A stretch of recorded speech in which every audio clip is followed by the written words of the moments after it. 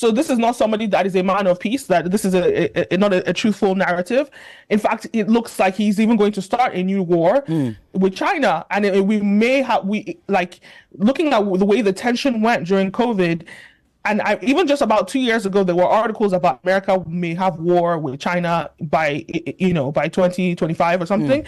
I could see potentially China and America almost starting a war. Like Donald Trump is going full force at BRICS and at China. And his points with dividing, he wants to divide that bond with Russia and China.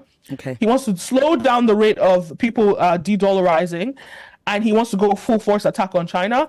And when you think about Taiwan, microchips and all of that, it's like Donald Trump is not a man of peace. So this is a false narrative that people have pushed.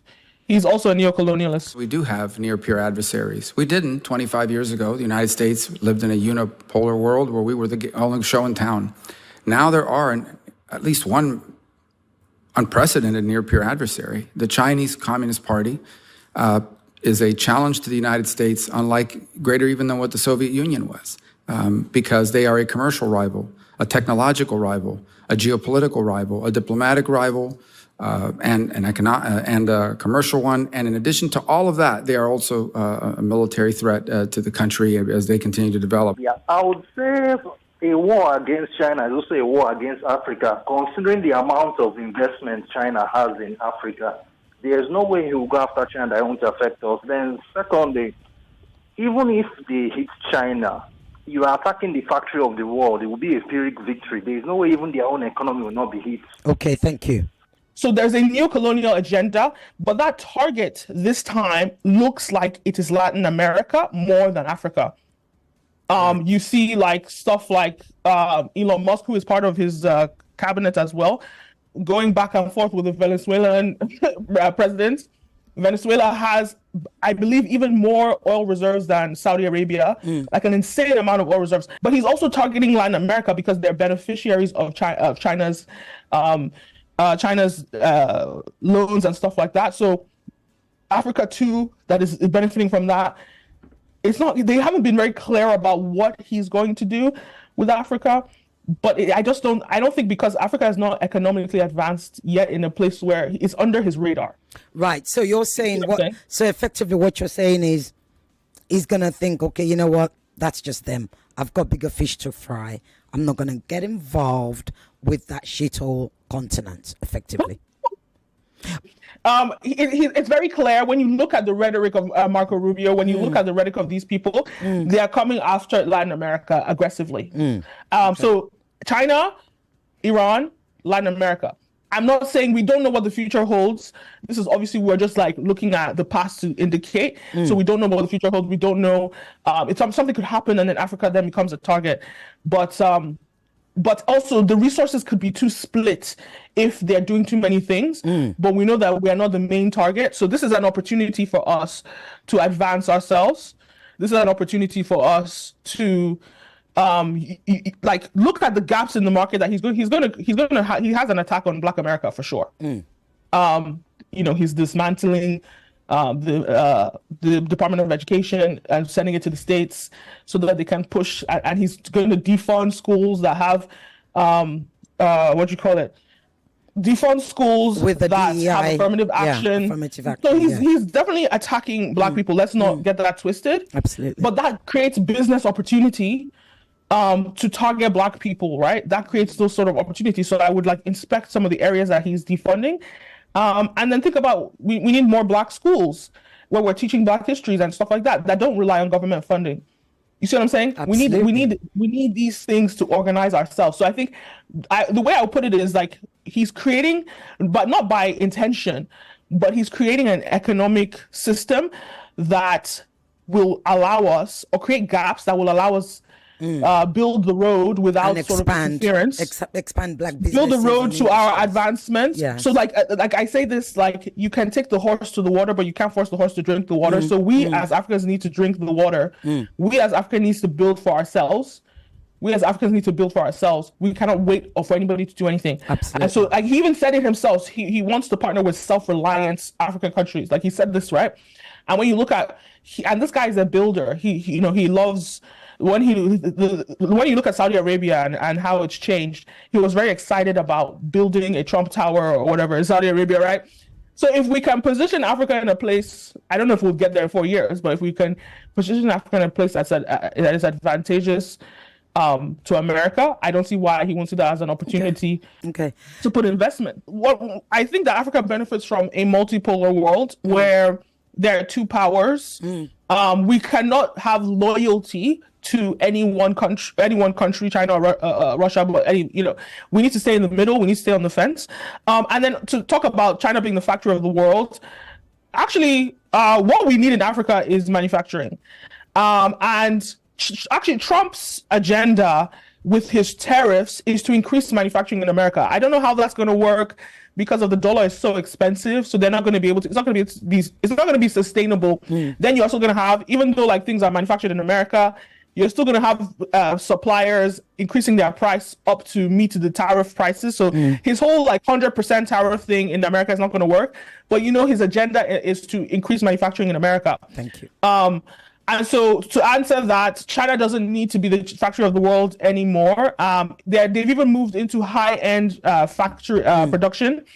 But Africa has an opportunity, if Trump does decide to fight with China, to say, you can use us for your manufacturing, and that's going to help us develop. That's what help China develop. To me, I think Donald Trump loves Africa in the sense that he wants African countries and their leaders to be productive and not dependent. That's from Marvelous in Ikorodu. 30 seconds. What do you say?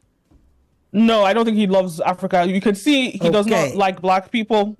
Okay, so there are a few things here that we need to look at. We look at what Donald Trump has said, and we need to look at who he has appointed in his cabinet. Donald Trump has very clearly said that he wants to dismantle the deep state, which is like the CIA. He wants to scatter it and disperse it across the country.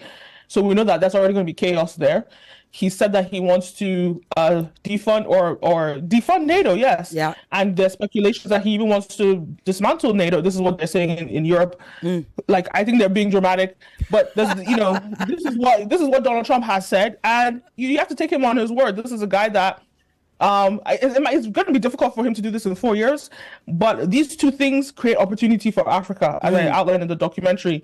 First of all, the CIA has been accused of planting African presidents who are CIA assets. There's recent news about a particular president that may or may not be a CIA asset.